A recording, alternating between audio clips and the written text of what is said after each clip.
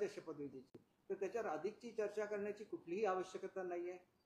आणि जे काय उलट सुलट बोललं जातं मीडियाच्या माध्यमातून, कोणी जर बोलत असेल, मला सर्वांनाच सांगायचं, आमच्या पक्षातल्या लोकांचं सांगायचं, कोणी याच्यावर कुठलेही कॉमेंट्स करायचे नाही आहेत. एकदा मुख्यमंत्री महोदयांनी सांगितलं की आदरणीय पंतप्रधान महोदय जो काय निर्णय देतील आपल्याला मान्य आहे, त्याच्यामुळे हा विषय आमच्या दृष्टीने संपलेला आहे. काही लोकांनी आदरणीय श्रीकांत शिंदे साहेबांचं नाव त्याच्यामध्ये घेण्याचा प्रयत्न केला. अशी कुठलीही ऑफिशियल अनाउन्समेंट नसताना काहीतरी तर्क काढायचा आणि त्याच्यामधून बातमी बनवायची, हे कुठेतरी थांबलं पाहिजे. कारण एक मोठा असा विजय आमच्या युतीने मिळवलेला आहे. विशेषतः ज्यावेळेला ही युती स्थापन झाली आणि लोकसभेमध्ये थोड्याशा जागा कमी झाल्यानंतर ज्या प्रकारे आमच्या महायुतीची अवहेलना करण्यात आली, त्याला योग्य असा उत्तर हे आमच्या महायुतीने दिलेलं आहे. निर्विवादपणे आपलं वर्चस्व महाराष्ट्रावर प्रस्थापित केलेलं आहे. आणि त्याच्यामुळे हा विजय हा ज्याप्रमाणे मोदी साहेबांच्या नेतृत्वाचा आहे, शहासाहेबांच्या नेतृत्व आहे, तसाच तो महाराष्ट्रामध्ये आदरणीय एकनाथजी शिंदे साहेब आणि फडणवीस साहेब यांनी जे नेतृत्व सुरुवातीच्या काळात दिलं आणि नंतर त्याच्यामध्ये अजितदादा सामील झाले, त्या महायुतीचा हा निर्विवाद असा विजय आहे. आणि ह्या विजयाला कुठेही गालबोट लागू नये या दृष्टीने सर्वांनी विश्वास ठेवावा की आमच्याकडून कोणत्याही प्रकारे उशीर झालेला नाही, उशीर होणार नाही. आणि एकनाथ शिंदे साहेबांचं पूर्ण सहकार्य हे या संदर्भात राहणार आहे. आणि ते सुद्धा नेते आहेत, त्याच्यामुळे 3 नेते एकत्र बसायचे हे वरवरच्यावर सांगितलं जातं.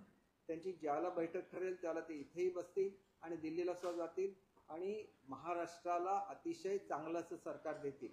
आणि ज्याच्यामधून महाराष्ट्र हे देशातलं आघाडीचं राज्य आहे आणि त्याच्यामुळे त्याचा लौकिक कायम ठेवण्याच्या बाबतीत एकनाथ शिंदे साहेब हे महायुतीबरोबर ठामपणे आहेत, एवढं मी आपल्याला निश्चित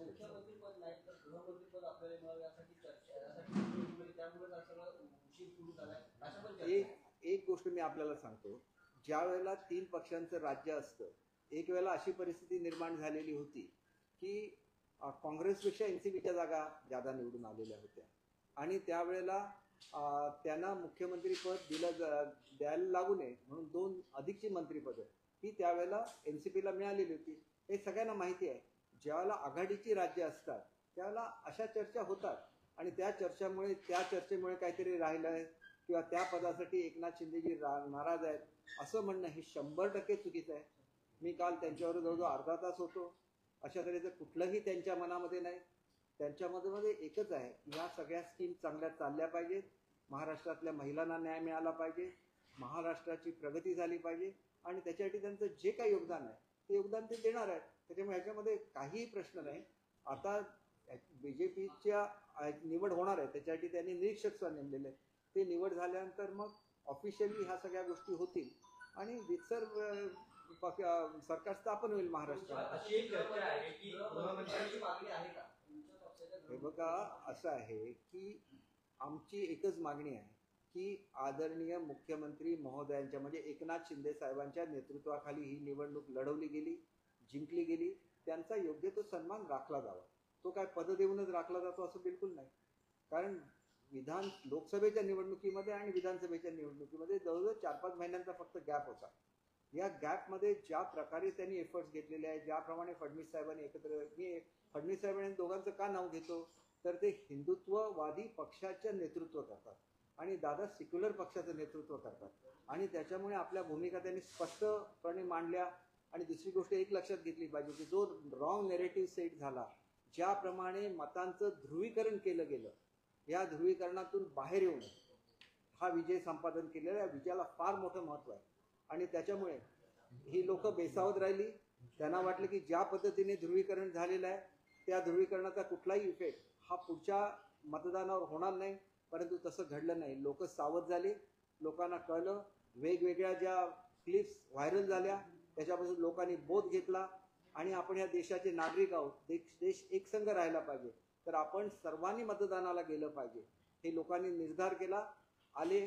आणि अशी जी लोक आहेत की जे अशा तऱ्हेचं ध्रुवीकरण करण्याचा प्रयत्न करतात त्यांना त्यांनी सणसणीत असं उत्तर दिलेलं आहे. तुम्ही म्हणताय की योग्य तो सन्मान एकनाथ शिंदे यांचा ठेवला पाहिजे, मात्र असं कळतंय की गृहमंत्रीपद मागितलं गेलं त्याला भाजपनं नकार दिला, त्यानंतर ऊर्जा खात्याच्या बाबतीत चर्चा झाली त्यालाही नकार दिला, विधानसभा अध्यक्षपद होतं त्यालाही नकार दिला. मग कोणत्या पद्धतीचा सन्मान करणार आहे भाजप तुमचा? हे तुम्हाला कोणी सांगितलं हा मुळात प्रश्न आहे. तुम्हाला कोणी हे सांगितलं का? मला तुम्हाला तेच विचारायचं, आपण रिस्पॉन्सिबल मीडिया आहात. मी अनेक वेळेला तुमच्यावर काम केलेलं आहे. मी ज्यावेळेला बोलतो त्यावेळेला मला अनेक लोक सांगतात की तुम्ही बोलत असताना आम्ही ते काळजीपूर्वक ऐकतो. म्हणून तुम्ही आता मला प्रश्न विचारला या संदर्भात तुम्हाला कोणी सांगितलं? कोणीच सांगितलं नाही, कारण अजून चर्चाच झालेली नाही खात्यांवर. खात्यांवर जर चर्चा झाली नाही तर तुम्ही निष्कर्ष काढता आणि ह्या निष्कर्षावर शिंदेसाहेब नाराज आहे असं तुम्ही म्हणता. हे कुठेतरी थांबावं अशी माझी अगदी नम्र विनंती. मी का आपलं नेहमीच चांगलं असतं, परंतु एवढी नम्र विनंती आहे की ज्यांनी कठोर परिश्रम केले, सकाळी 4-4 वाजेपर्यंत ज्यांनी प्रचाराची धुरा सांभाळत असताना 4-4 वाजेपर्यंत जागरणं केली, परत 7ला उठून तुम्ही या ठिकाणी अशा कंपन्या असतात की ज्या पॉलिटिकल पार्टीना हेलिकॉप्टर आणि विमानं पुरवतात. त्यांना विचारा की महाराष्ट्रामध्ये सगळ्यात जास्त प्रवास हा एकनाथ शिंदे साहेबांनी केला. त्यांच्या खालोखाल फडणवीस साहेबांनी प्रचार केलेला, म्हणजे बरोबरीने दोघांनी प्रचार केला. मग दोघांचा योग्य तो मान मिळाला पाहिजे. ह्याच्या पलीकडे आमचं हे म्हणण्यामध्ये काही चूक आहे का? कारण महाराष्ट्रातल्या जनतेला नाही तर चुकीचा मेसेज द्या की दोघांचा योग्य तो मान राखला गेला. दादांचा मान तर राखलेला आहे. ज्याला इथं आले त्याला त्यांनी मागितलेलं खातं त्यांना दिलेलं आहे.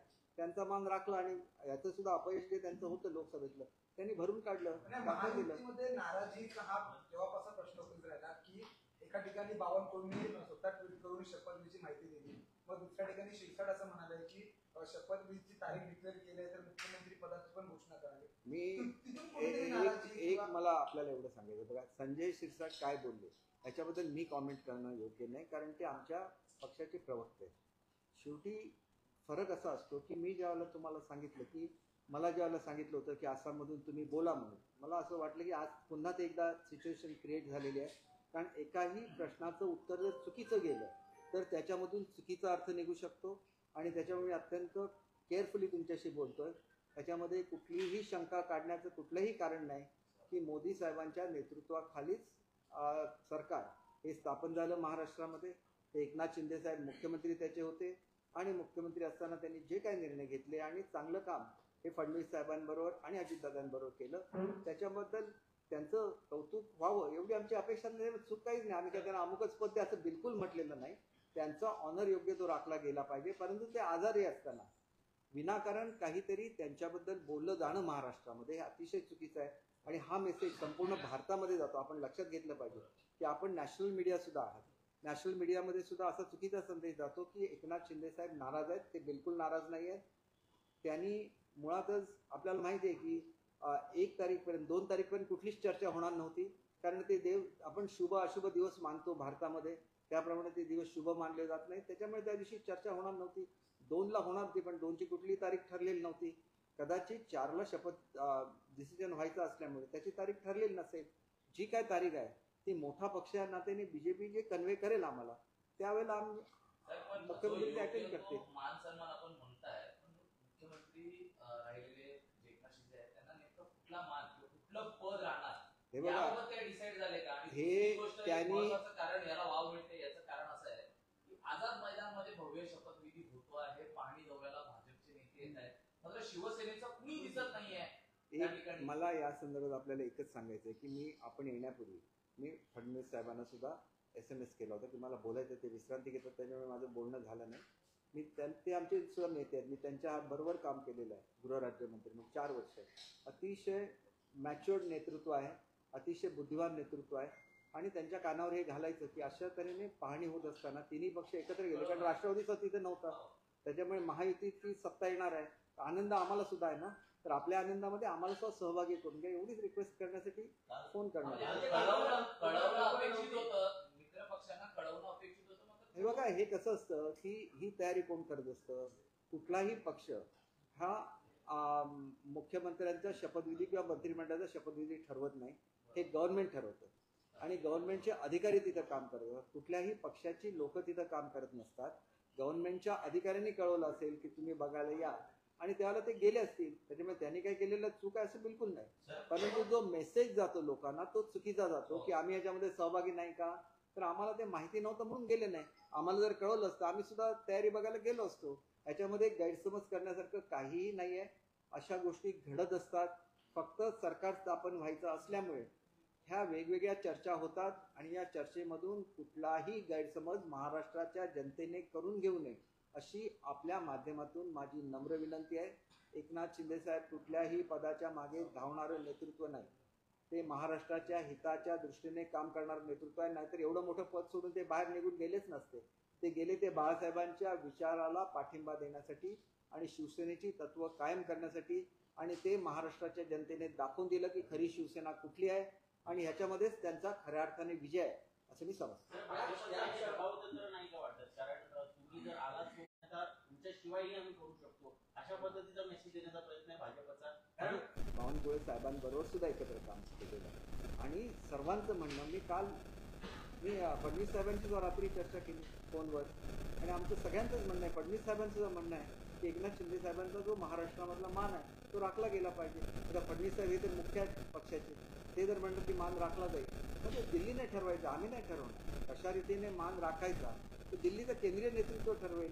एक मेसेज जनतेला जायला लागतो की या दोघांच्या नेतृत्वाखाली खऱ्या अर्थाने ही लढाई झाली. तिघांच्या अर्थात दादा सुरू याच्यामध्ये होते तर त्यांचा योग्य तो मान महाराष्ट्रामध्ये राखला गेला. कारण ही शेवटी युती आहे, युतीमध्ये हा मेसेज जायलाच लागतो आणि तो जाण्याची जबाबदारी ही शेवटी शिंदे साहेबांनी केंद्रीय नेतृत्वावर सोडलं आणि केंद्रीय नेतृत्व तेवढं मोठं आहे ते त्याचे काय करायचं ते निर्णय घेतील. त्याच्या पलीकडे आम्ही काहीही म्हटलेलं नाही आहे. आम्ही एक कार्यकर्ते म्हणून या पक्षाचे कार्यकर्ते म्हणून आम्हाला असं वाटतं की आमच्या नेत्याचा योग्य तो मान राखला पाहिजे. कारण त्यांनी शिवसेना कोणाची आहे हे सुद्धा सिद्ध करून दाखवलं. कारण युती ही एकट्या शिवसेनेची नाही, ही भाजप आणि शिवसेनेची युती आहे. आणि ज्या वेळेला एकनाथ शिंदे साहेबांनी ही युती केली महाराष्ट्रामध्ये त्यावेळेला त्याच्यावर प्रश्नचिन्ह उपस्थित केली गेली की ही खोटी शिवसेना असं म्हटलं गेलं. परंतु खरी शिवसेना ही बाळासाहेबांचीच शिवसेना असू शकते आणि ती शिवसेना ही आमचीच शिवसेना आहे ज्याला इलेक्शन कमिशनने मान्यता दिली आहे. आमच्याकडे पक्षाचं चिन्ह आहे, बाळासाहेबांचा विचार आहे आणि दिघे साहेबांचा विचार आहे आणि त्याच्यामुळे ते त्यांनी सिद्ध करून दाखवले. फार मोठं यश आहे. आणि लोकसभेमध्ये जे काय आम्ही बॅकफूटला गेलेलो होतो पूर्णपणे आम्ही आता फ्रंटफूटवर आहोत आणि आम्ही चांगला विकास महाराष्ट्राचा करून दाखवतो. या प्रश्नाला वाव यासाठी आहे तुम्ही वारंवार सांगताय, तुम्ही वारंवार म्हणताय की त्यांचा मान राखला गेला पाहिजे. महायुतीचं सगळं आलबेल तर तुम्हाला हे वारंवार त्यांना सांगावं का लागतं की एकनाथ शिंदे नाही, आपण म्हणता की अमुक डिपार्टमेंट मागितलं ते त्यांनी दिलं नाही. कोणालाच माहिती नाही की कुठलं डिपार्टमेंट मागितलं काय केलं ते. हे सगळे तुमच्या मनाचे खेळ आहेत आणि त्याच्यामुळे मला ही का द्यायला लागतं की आमची कार्यकर्त्यांची भावना काय आहे की आमचा नेता स्व जिंकलेला आहे. फडणवीस साहेब सुद्धा आमचे नेते आहेत, ते स्व जिंकलेले आहेत. तर मान राखताना समजा मी असं म्हणत नाही की मुख्यमंत्री कोण करायचा हा बीजेपीचा वर सोडलेला आहे. ते मुख्यमंत्री झाले तर एकनाथ शिंदे साहेब सुद्धा मुख्यमंत्री होते ज्यांच्या नेतृत्वाखाली लढाई लढली गेली तर त्यांचा सुद्धा योग्य मान राखला गेला हे महाराष्ट्राला कळायला लागतं ना. महाराष्ट्राच्या जनतेने आम्हाला मतं दिली आहेत त्याच्यामुळे माझ्यासाठी नाही किंवा आमच्या कार्यकर्त्यांसाठी नाही तर हे जनतेची अपेक्षा असते की दोघांनाही योग्य तो मान मिळालेला आहे. आणि दादांना तर मान पूर्वीच दिलेला आहे कारण ते नंतर जॉईन झाले त्यावेळेला त्यांनी ती मागितली ती पदं त्यांना दिली वगैरे हे सगळं झालेलं आहे. आणि त्याच्यामुळे मला असं वाटतं की असं जर कोणाच्या मनामध्ये कन्फ्युजन असेल कृपया मनातून काढून टाका. आम्ही 100% एकत्र आहोत. कुठल्या पाहणीसाठी एकटे बीजेपीचे अध्यक्ष गेले त्याच्यामुळे काय घडलं त्याच्यातून अर्थ काढायचा असं बिलकुल नाही. एकनाथ शिंदे साहेब हसले की हसले नाहीत याच्यावरून वेगवेगळा अर्थ काढायचा हे सर्व चुकीचं आहे. आणि हे तुम्ही ज्याला इथं बोलता त्यावेळेला देशामध्ये ते बोललं जातं ते आणि चुकीचं आहे. सर, मान अपमानाचा एक प्रश्न आहे. आपण म्हणाला प्रशासन तर असं असताना बावनकुळेंच्या ट्विटरवरनं कळतं की 5 तारखेला शपथविधी आहे. शिवसेनेच्या कुठल्याही ज्येष्ठ मंत्री किंवा नेत्यांना याबाबत कल्पना नसते. त्यामुळे या सगळ्या गोष्टींना वाव मिळते. दुसरा प्रश्न असा आहे त्याला जोडून की मान सन्मान म्हणजे योग्य मान सन्मान म्हणजे नेमका काय मान सन्मान की बाबा काय अपेक्षित आहे नेमकं काय? हे बघा आपण एक गोष्ट लक्षात घ्या की मान सन्मान हा कोण देत असतो. आपल्या घरातली जी वडील मंडळी असतात ते आपल्याला मान सन्मान देत असतात. आमचे नेते कोण आहेत अजिसाहेब आपले नेते तर त्यांच्या मनामध्ये त्यांनीच स्वतः त्यांना अभिनंदन केलेलं आहे. तो केवढा मोठा मान आहे एकनाथ शिंदे साहेबांचा. आणि जनतेला महाराष्ट्राच्या वाटतं बघा असं आहे की शेवटी मतदान कोणी केलं महाराष्ट्रातल्या जनतेने केलं तर त्यांना असं वाटतं की एकनाथ शिंदे साहेबांच्या नेतृत्वाखाली लढाई झाली आहे त्यांचा योग्य तो ऑनर या सरकारने ठेवला असं त्यांना त्यांच्यामध्ये मेसेज केला पाहिजे आमच्यामध्ये नाही. पण पुन्हा एकदा लक्षात घ्या हे पॉलिटिकली असतं. याच्यानंतर महापालिकेच्या निवडणुका व्हायच्या आहेत, याच्यानंतर नगरपालिकांच्या निवडणुका व्हायच्या आहेत, जिल्हा परिषदेच्या निवडणुका व्हायच्या आहेत. युती म्हणून एक संघपणे आम्हाला सगळ्यांच्या समोर जायचं हे तर्कवितर्क ज्या वेळेला मीडियामध्ये येतात त्यावेळेला आमच्या महायुतीच्या मध्ये सुद्धा थोडी चलबिचल होण्याची शक्यता असते, असं होता का म्हणे, कारण आम्ही मनापासून लढाई केलेली आणि लढाई जिंकलेली आहे. तर ते आमचं जे श्रेय आहे ते तसंच राहावं, त्याच्यासाठी हे जे तर्कवितर्क आहे ह्याला कुठेतरी पूर्णविराम मिळावा अशी माझी नम्र विनंती आहे. ज्यावेळेला मीटिंग असेल दिल्लीला त्याला आपल्याला दिसेल की एकनाथ शिंदे साहेब गेलेले दिसतील त्या ठिकाणी. आपल्याला कोणी सांगितलेलं होतं काय की श्रीकांत शिंदे साहेबांना उपमुख्यमंत्री व्हायचं आहे, त्यांनी नेहमी सांगितलेलं आहे की श्रीकांत शिंदेजींना त्यावेळेला सर्वच्या सर्व खासदारांनी म्हटलेलं होतं की त्यांना मंत्री करा. त्यांनी सांगितलं नाही, मी मंत्री होणार नाही, सर्वात जो ज्येष्ठ शिवसैनिक असेल तसं मान दिला पाहिजे असं मला वाटतं. सारखं सारखं हे नाराज आहे ते नाराज आहे असं काहीतरी म्हणत राहिलं तर मग त्या त्यागाला काही किंमत राहत नाही. त्यांनी स्वतःहून घेतली ना प्रेस कॉन्फरन्स, स्वतःहून सांगितलं ना मोदी साहेब म्हणतील ते फायनल, मग त्याच्यानंतर कशाला चर्चा करायची. मोदी साहेबांनी आपला काही निर्णय दिलाय का किंवा शहासाहेबांनी काय निर्णय दिलाय का, अजून दिलेला नाही. त्याच्यामुळे आजच चर्चा करत राहायची. ते विश्रांतीला म्हणून दऱ्याला गेले, नेहमीच विश्रांतीसाठी जातात, त्याच्यावर चर्चा. आज मिटिंग ठरलेली नसताना मुख्यमंत्र्यांनी आजच्या सगळ्या मिटिंग रद्द केल्या असं विनाकारण प्रेसमध्ये येणं हे योग्य नाही, कारण मिटिंग ठरलेलीच नव्हती आज. ठाण्यामध्ये तुम्ही मुख्यमंत्र्यांची भेट घेतली, काय नेमकी मन की बात झाली? हे बघा, मन की बात तुम्हाला एकच सांगतो, हा एक असा नेता आहे की जो दिलदार आहे, कुठल्याही पदासाठी झगडणारा तो नेता नाही, तत्वासाठी झगडणारा नेता आहे. आणि त्याची तत्व त्यांना बाळासाहेबांनी ते बाळकडू दिलेलं आहे, आनंद दिघे साहेबांनी त्यांना ते बाळकडू दिलेलं आहे. तुम्ही नुसतं प्रेमाने त्यांना काही सांगा, ते आपलं म्हणजे प्राण अर्पण करते, एवढं ते दिलदार आहे. मग प्राण हे फेज म्हणतात त्याला, की आम्ही मागितलं तर आम्ही हे सुद्धा देऊ, नाही तर आम्ही लढाई करू, अशा तऱ्हेचे नेते आहेत. उगाच याच्या मोठ्या नेत्याबद्दल एवढं मोठी कामगिरी केल्यानंतर काहीतरी चर्चा व्हावी की हे नाराज आहेत अमुक आहे, हे चुकीचं आहे. त्यांना ते एवढे दिलदार आहेत की काही नाही दिलं तरी आनंद मानणारे आहेत आणि ते लढाई करत राहते. लढवय्या नेता आहे आमचा. त्याच्यामुळे माझी एक तुम्हाला कळकळीची विनंती आहे की हे आता कुठेतरी ह्याला फुलस्टॉप देण्याची गरज आहे. जो काही निर्णय येईल दिल्लीवरून येईल तो एकनाथ शिंदे साहेबांनी सांगितलाय, फडणवीस साहेबांनी सांगितलाय, दादांनी सांगितलंय.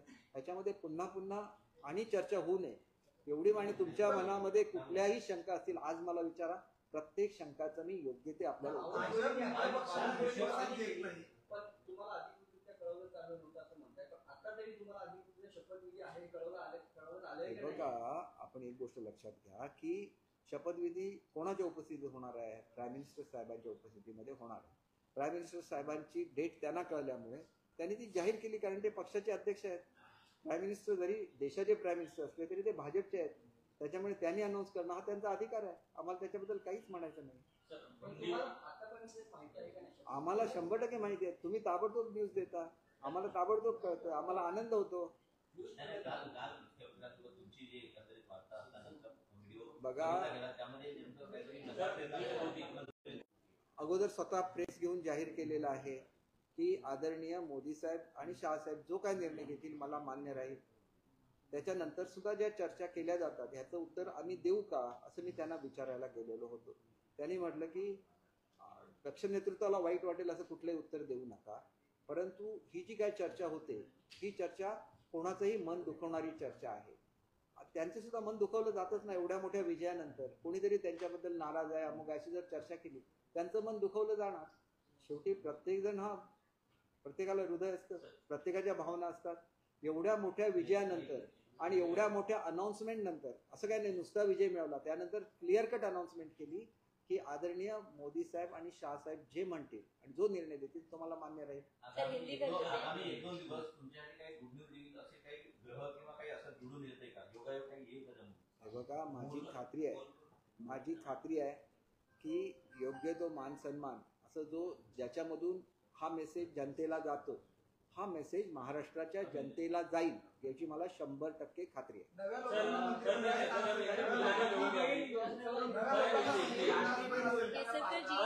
हिंदी में जानना चाहिए. आम्ही आपल्याला एक गोष्ट सांगतो, आम्ही निवडून आल्यानंतर एक मताने ठराव केलेला आहे की आमचे सगळे अधिकार हे आम्ही एकनाथ शिंदे साहेबांना दिलेले आहेत. ते जे काही ठरवतील ते आमच्या दृष्टीने फायनल आहे, त्याच्यावर सगळे लोक आनंदी आहेत. आम्हाला एवढा मोठा विजय मिळाला याच्यात आम्हाला आनंद आहे. मुख्यमंत्री पद को लेकर जो देरी हुई लाडकी बहीण योजनेवरून 1500 रुपये आतापर्यंत आपण घेतला, परंतु निवडणूक झाल्यावरती जिंकून आल्यानंतर महायुती सरकार आल्यानंतर 21 रुपये मिळणार असं सांगितलं होतं, परंतु आता कुठेतरी हे पैसे आहेत ते काही महिन्यानंतर मिळणार आहेत असा चर्चा आहे. एक गोष्ट मी आपल्याला सांगतो, आचारसंहिता लागल्यानंतर हे 1500 रुपये डिले होऊ नये म्हणून ॲडव्हान्समध्ये 1500 रुपयाचं पेमेंट हे सरकारने केलेलं आहे. त्याच्यामुळे त्याची मुदत संपली की दुसरा 1500 रुपयाचा हप्ता हा त्या ठिकाणी जाईल. 2100चा निर्णय जो घ्यायचा आहे तो निर्णय घेताना कॅबिनेटमध्ये निर्णय घ्यायला लागेल आणि त्याप्रमाणे बजेटमध्ये सुद्धा तरतूद करायला लागेल. डिसेंबर महिन्यामध्ये पुरवणी मागण्या सादर होतील त्यावेळेला हा निर्णय घेता येईल. सरकारला एक प्रोसिजर असते आणि ती प्रोसिजर फॉलो करायला लागेल. ती प्रोसिजर फॉलो केल्यानंतर आपोआपच या बजेटमध्ये आम्ही घोषणा केली त्या ती 1500 रुपयाप्रमाणे त्याचं कॅल्क्युलेशन झालं, त्याची प्रोव्हिजन झाली. आता 2100 करायचं असेल तर पुरवणी मागण्यांमध्ये 2100ची प्रमाणे जो फरकाची रक्कम आहे त्याची प्रोव्हिजन करायला लागेल. उघड आहे. आता तर डिसेंबर महिन्यात चालू आहे. आता अधिवेशन होणार, अधिवेशनामध्ये आम्ही करणार. जानेवारीमध्ये 2100 रुपये मिळतील. उत्तर मी दिया है. मैं अभी जरा 2 मिनट में हिंदी में, अगर आप अगर नहीं पूछते तो भी मैं हिंदी में बोलता, क्योंकि एक रॉन्ग मैसेज जा रहा है पूरे भारतवर्ष को. एक बहुत ही कठिन लड़ाई थी महाराष्ट्र में, जहां पे लोकसभा में हमें अच्छी जीत नहीं मिली और हर कोई सोचता था कि अब गवर्नमेंट महाराष्ट्र में चेंज हो जाएगा. लेकिन इतनी मेहनत की आदरणीय एकनाथ शिंदे जी के नेतृत्व में फडणवीस साहब ने की, अजीत दादा ने की और एक अच्छी जीत हमारे दोनों महायुति को मिली. इसमें पूरा क्रेडिट आदरणीय मोदी साहब को जाता है, शाह साहब को जाता है. मोदी साहब के इमेज पे ही बहुत सारा मतदान हो जाता है महायुति को. लेकिन इसके साथ ही जो नए स्कीम हमारे आ गई उसका भी उसको क्रेडिट जाता है. फिर जो रॉन्ग नैरेटिव क्रिएट किया गया था महाराष्ट्र में, उसको जनता ने जान लिया कि ये सब झूठी बातें हैं. हम लोगों को फंसाया गया, ये उनके मन में बैठ गया. और जो पोलराइजेशन ऑफ वोट्स उन्होंने किया था लोकसभा के दौरान, वो लोगों को नहीं भाया. उनके आप क्लिप्स देखिए, कितनी गंदी क्लिप्स है. तो लोगों ने सोच लिया अगर डेमोक्रेसी का रक्षण करना है तो हमें बाहर निकलना है, हमें वोट करना है. पूरी जनता आ गई वोट करने के लिए और ऐसी जो प्रवृत्तियां है उनको पूरी तरह से डिफीट कर दिया. और ये प्रवृत्तियां खास करके कांग्रेस की एक नीति रहती है कि पोलराइजेशन करो, और इस नीति को लोगों ने पराभूत किया. सब लोग बाहर आ गए और जिन्होंने पोलराइजेशन किया था उन लोगों को उन्होंने पराभूत कर दिया. क्या ये वजह नहीं है? मुझे पूरा करने दीजिए. इसके बाद ज़्यादा सीटें बीजेपी की जीत के आई है तो हमारे मुख्यमंत्री महोदय ने खुद प्रेस ली. उसमें उन्होंने बता दिया कि जो भी बीजेपी निर्णय लेगी, जो भी मोदी साहब, शाह साहब, नड्डा साहब निर्णय लेंगी, उसके साथ पूरे दिल से मैं. इसके बावजूद भी अगर कोई अलग से चर्चा करता है, उनके बारे में कुछ मिसअंडरस्टैंडिंग क्रिएट करने की कोशिश होती है, तो ये चीज़ें गलत है. वो एक दिलदार नेता है जो हमेशा उनको एक लड़वैया नेता बोला जाता है, जिन्होंने ये सीख बाला साहेब ठाकरे से ली, उन्होंने दिघे साहब से ये सीख ली और वो हमेशा काम करते रहते हैं. कहीं भी अगर फ्लड आ जाती है पूरे इंडिया में तो वहाँ पे वो पूरी मेडिकल टीम लेके जाते हैं, वहाँ पे मदद करते हैं. जो भी घटनाएं किसी विभाग में आने दीजिए, अगर वो महाराष्ट्र में हो, महाराष्ट्र के बाहर हो, जैसे केरल में बहुत बड़ी दुर्घटना हुई थी, उस वक्त भी वो 60 ट्रक लेके, जिसमें पूरा मेडिकल एड्स था, डॉक्टर्स की पूरी टीम लेके केरल में गए थे. एक ऐसे नेता है जो हमेशा कार्यरत रहते हैं और एक असेट है शिवसेना के लिए. शिवसेना, बाला साहेब ठाकरे हमेशा बोलते थे 80% सोशल वर्क, 20% पॉलिटिक्स, और वो कैसी करनी चाहिए. इसका एक जीता ज़्यादा उदाहरण एकनाथ शिंदे जी है. तो वो क्यों नाराज होंगे? वो तो एक लड़वैया नेता है, उनको तो ब्लेसिंग्स है मोदी साहब की, शाह साहब की, उनके लिए वो काफ़ी है. जब कोई गवर्नमेंट फॉर्म होता है तो पूछा जाता है आपको कौन सा पोर्टफोलियो चाहिए, उनको भी पूछा जाएगा तो अपने चॉइस से वो बोल देंगे. देना या नहीं देना वो लोग डिसाइड करेंगे, क्योंकि हम लोग उनका नेतृत्व मानते हैं तो वो लोग डिसाइड करेंगे. इसके ऊपर हमारे प्रेजेंट सीएम साहब नाराज है. ऐसे जो बोला जाता है वो साफ गलत है. कभी भी ऐसे देखिए कि उन्होंने क्या बोला है. आज भी बोला जाता था कि आज की सब मीटिंग कैंसिल हो गई. आज तो एक भी मीटिंग तय नहीं हुई थी. फिर ये क्यों बोला जाता है, ये सवाल उठता है. इतनी बड़ी जीत के बाद अगर किसी को डिफेम किया जाता है, इसके बारे में अगर कोई कंफ्यूजन क्रिएट किया जाता है, वो साफ गलत है. कोई भी लोग जो मीडिया पे ऐसे बोलते होंगे कि आज मीटिंग था, तो उनको बोलना चाहिए कि कब मीटिंग था, कितने बजे था और क्यों नहीं आए? ये तो सचमुच में बीमार है। वो जब गए तो इन्फेक्शन की वजह से आप देखिए उनका थ्रोट उनको बोलने के लिए भी नहीं आ रहा था। आज भी उनको सलाइन चालू है। तो जब भी मीटिंग होती है, मैंने वो देखा है कि रात को भी उन्होंने सलाइन लिया है, बाद में जाके एज ए सीएम मीटिंग की है। तो मीटिंग के लिए कभी भी ऐसे नहीं हो सकता कि उन्हें किसी ने बुलाया और वो नहीं गए, ऐसे बिल्कुल नहीं हो सकता। दूसरी चीज़ ऐसी भी कुछ अफवाहें फैलाई जाती है कि एक श्रीकांत शिंदे जी को डेप्यूटी सीएम बनाने का हम लोग सोच रहे हैं। श्रीकांत शिंदे जी एक ऐसे नेता है जो हमेशा दूसरे के बारे में सोचते हैं। हमारे सब एमपी ने ये किया था, रिजोल्यूशन किया था कि हमारी एक राय है कि श्रीकांत शिंदे जी को केंद्र में मंत्री बनाया जाए। उसके बावजूद उन्होंने बोला कि मैं नहीं मंत्री बनने वाला हूँ, जो सीनियर मोस्ट एमपी होगा वही मंत्री बनेगा, और उन्होंने वो करके दिखाया। वो अलग है। तो उनके बारे में ऐसी कुछ चर्चा होना मुझे तो अच्छा नहीं लगता। तो प्रवक्ता के हिसाब से मैंने आपको बुलाया, क्योंकि मैं भी काफी अस्वस्थ था कि ऐसी चर्चा क्यों होनी चाहिए। केसरकर जी, सर लेकिन जिस तरह डिले हो रहा है, देखिए डिले तो आप देखिए। सर मेरा सवाल पूरा सुन लीजिए ना। हाँ, बोलिए। इतना जो डिले हो रहा है इतने मार्जिन के बावजूद, तो एक नाथ शिंदे की जिद थी कि उनको मुख्यमंत्री बनाया जाए, उसके बाद गृह मंत्री पद की बात, तो क्या एक नाथ शिंदे वजह नहीं है इस पूरे डिले की, आप ऐसा कह रहे हैं? बिल्कुल नहीं है। देखिए बीजेपी का नेता चुनना है तो किसने डिसाइड करना चाहिए? बीजेपी ने डिसाइड करना चाहिए। उन्होंने डिसाइड किया कि उनके जो ऑब्जर्वर है वो भी आज ही डिक्लेयर हुए, तो ऑब्जर्वर आएंगे, एक प्रोसेस रहता है, वो नेता चुनेंगे, और वो नेता चुनने के बाद नेचुरली उनकी बड़ी पार्टी है तो वो मुख्यमंत्री बन जाएगा। ये गलत है क्या कि अगर हमारी जीत होती है और जिनके नेतृत्व में आपने लड़ा है, तो ये नेचुरल है कि हम एक्सपेक्ट करेंगे कि पहला 1 साल तो उनका दिया जाए, 6 महीने कुछ भी हो उनका ऑनर किया जाए। इससे बड़ी कोई अपेक्षा नहीं थी। ऐसे बिल्कुल नहीं है। बीजेपी और सेना ये 30 साल से ज़्यादा इकट्ठा रहे हैं, एक दूसरे के हमारी आइडियोलॉजी सेम है, और हम इकट्ठा है, इकट्ठा रहेंगे और महाराष्ट्र की प्रगति करेंगे। ये सीधा देखिए ये तो उनका डिसीजन रहेगा, लेकिन वो महायुति के साथ रहेंगे ये पक्का है। उन्हें खुद लेना है डीसीएमशिप, या वो तो चर्चा होगी ना ऊपर जब जाएंगे चर्चा के लिए, तब वो डिसाइड करेंगे। वैसे तो फडणवीस साहब भी डीसीएम नहीं बनने वाले थे, लेकिन ऊपर से मैसेज आ गया, उनको तो डीसीएम बन गए। तो ये अपने पे नहीं रहता है। जो जिनकी लीडरशिप आप मानते हैं तो वो जो कहते हैं उसको फॉलो करना पड़ता है। सर बीजेपी के जो नेता है शपथ ग्रहण की तैयारी का जायजा लेने गए, उससे गलत मैसेज दिया। उनका क्या कहना है कि आप उनकी क्या इच्छा है कि वो बने रहने चाहते हैं सरकार में देवेंद्र फडणवीस की तरह, कि वो पार्टी चलाना चाहते हैं? ये तो उनके मन में क्या इच्छा है मैं आपको नहीं बोल सकता। 5 तारीख को ये चीज़ आपके सामने आ जाएगी। उससे पहले वो दिल्ली में जाएंगे, तो दिल्ली में उनको क्या इंस्ट्रक्शंस मिलती है ये भी इम्पोर्टेंट है। तो उन्होंने हमेशा बोला है कि हम लोग आदर रखेंगे, जो भी प्राइम मिनिस्टर साहब बोलेंगे, होम मिनिस्टर साहब बोलेंगे, उसका पूरा आदर रखेंगे।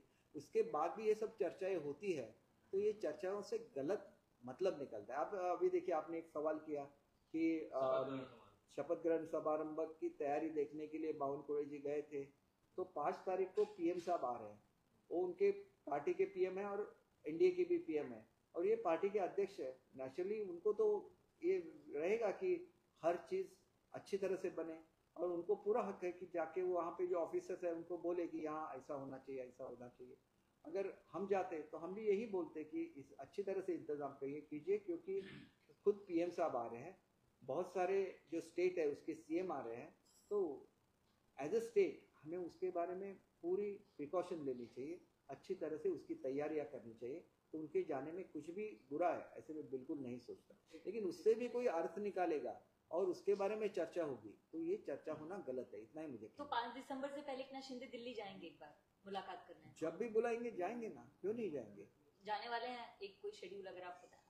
वहाँ से मैसेज तो वहाँ से आता है। मैंने आज भी बोला कि प्रेस में ऐसे दिया गया कि आज की सब मीटिंग कैंसिल हो गई। आज तो कुछ मीटिंग तय ही नहीं हुई थी, तो कैंसिल होने की कौन सी बात अजित है? पवार जी दिल्ली गए हुए हैं, मंत्रालय को लेकर सुना बात होगी, तो क्या शिवसेना का कोई नहीं गया है? देखिए या उनको बुलाया नहीं गया? देखिए ऐसा है कि अगर वो जाना चाहते तो वो अलग से डिसीजन ले सकते। हमारी युति है, उन्होंने पहले भी डिक्लेयर किया है कि वो सेक्युलर है, तो हमारा उनका पार्टी का एज डिफरेंट है, मतलब तो फिर भी वो हमारे साथ है, क्योंकि वो प्रोग्रेस में बिलीव करते हैं, डेवलपमेंट में बिलीव करते हैं, ना कि हमारे सेम प्रिंसिपल्स है, हमारी विचारधारा एक है। ऐसे बिल्कुल नहीं है। विचारधारा किसकी सेम है? बीजेपी और शिवसेना की विचारधारा सेम है। तो ideologically we are together for the last 30 years. तो इसमें किसी को भी शक लेने की कोई गुंजाइश नहीं है। और अजीत दादा अपने पार्टी के खुद नेशनल लीडर है, तो जब भी जाना चाहते हैं दिल्ली में जा सकते हैं, जब भी चाहे वो अपॉइंटमेंट लेके लीडर्स को मिल सकते हैं, क्योंकि he is a part of Mahayuti, वो हमारे गठबंधन के नेता है, तो वो कर सकते हैं। इसमें हमारा जाने का कोई सवाल नहीं होता। हमें जब बुलाया जाएगा इकट्ठा, फडणवीस साहब को, शिंदे साहब को और अजीत दादा को, तो अलग से एक विजिट रहेगी जिसमें सब चीज़ें फाइनल हो जाएगी। या तो खुद वो आ सकते हैं यहाँ पे, शाह साहब अगर आ जाए तो उनका ऑप्शन है। हम लोग इसके बारे में कुछ नहीं बोल सकते, वो तो सर्वोच्च नेता है, उनके बारे में हम क्या स्टेटमेंट।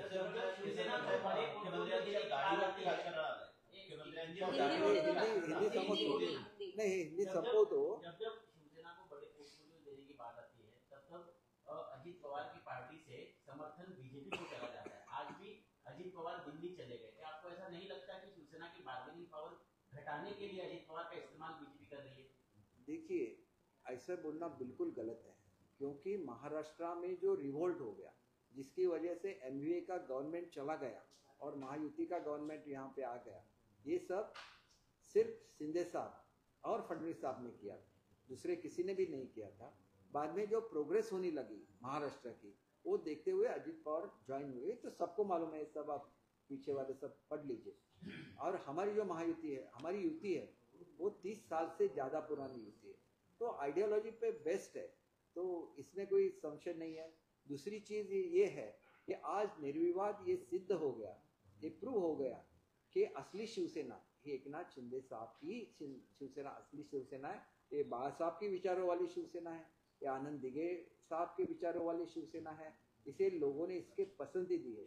इसके बावजूद जो उनको फतवे के वोट मिले थे, वो अगर डिडक्ट करे तो उनकी पोजीशन क्या होगी, इसके बारे में आप ही सोचिए। इतने कम आ गए, और वो फतवे वाले वोट आप अगर उसमें से निकाल दिए जो कांग्रेस के वोट थे, तो कितने बचते हैं उनके पास?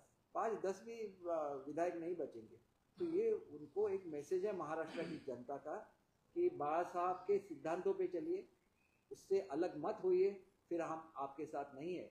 और एक डेफिनेटली प्रूव हो गया कि यही असली शिवसेना। और ये सबसे बड़ी एक जीत है एकनाथ शिंदे जी की, कि जिन्होंने अपने गुरु को ये दक्षिणा दी है कि हमने आपके विचारों को जिंदा रखा, लोगों तक गए, ये प्रूव करके दिखाया कि यही असली शिवसेना है। और शिवसेना सिर्फ बाळा साहब के विचारों की ही हो सकती है।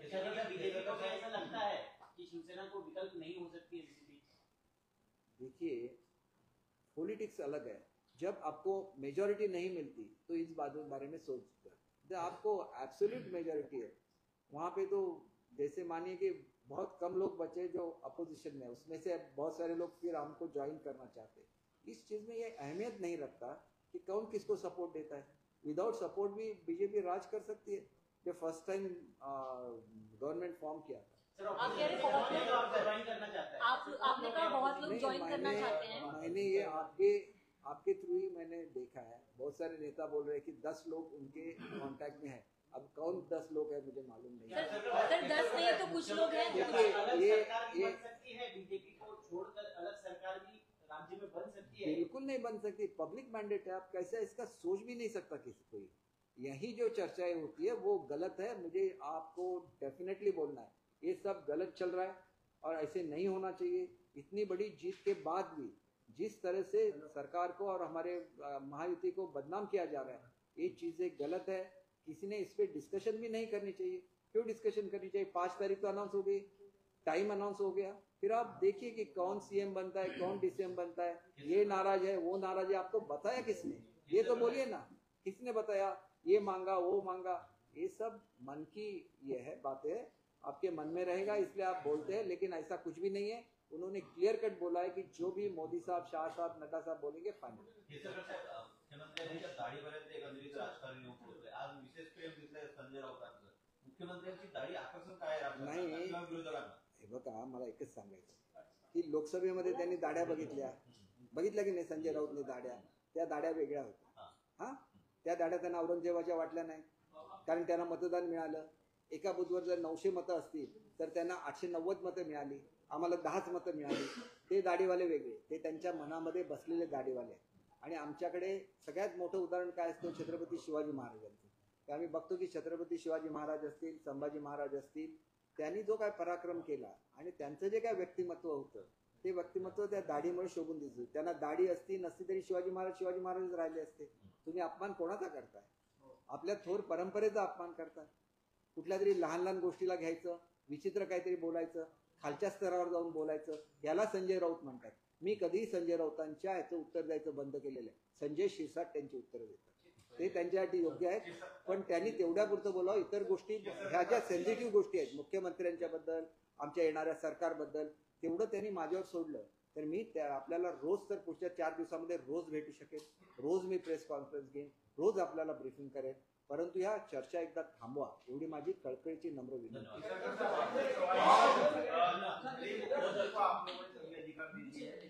नई सरकार की गठन जब होगा तब आपकी पार्टी से कितने नेता हो सकते हैं, कितनी मंत्रिपद मिल सकते हैं, क्या सीनियर मंत्रियों को शपथ दिलाई जा सकती है, क्या तय हुआ है? कुछ तो बात देखिए ये सब दिल्ली में तय होगा और जो भी पीएम साहब चाहेंगे, अमित शाह जी चाहेंगे, उस तरह से ये सरकार का गठन होगा.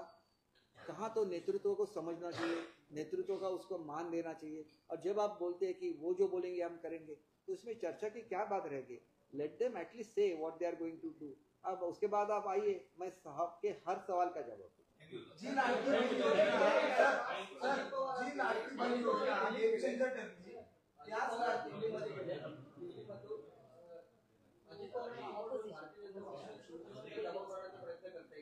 हे बघा, आमचं असं बिलकुल म्हणणं नाही. आपल्याला मला एकच अतिशय नम्रपणे सांगायचं आहे की आमची आयडिओलॉजी वेगळी आहे. आमची आयडिओलॉजी आणि बीजेपीची आयडिओलॉजी सेम आहे, त्याच्यामुळे आमची युती होती. त्याच्यानंतर आम्ही जी विकास कामं केली ते बघून राष्ट्रवादी त्याच्यामध्ये सामील झाले. राष्ट्रवादी स्वतः एक पक्ष आहे, ते त्याचे नॅशनल प्रेसिडेंट आहेत, त्यांची आयडिओलॉजी वेगळी असू शकते, त्याबद्दल आम्हाला ऑब्जेक्शन घेण्याचं काही कारण नाही. परंतु महायुती म्हणून आम्ही आमच्या तत्वाला धरून राहू. आम्ही ज्या पक्षाबरोबर इलेक्शन लढवलेली आहे त्यांच्याशी आम्ही प्रामाणिक राहू आणि आम्ही महाराष्ट्राच्या जनतेची सेवा करू.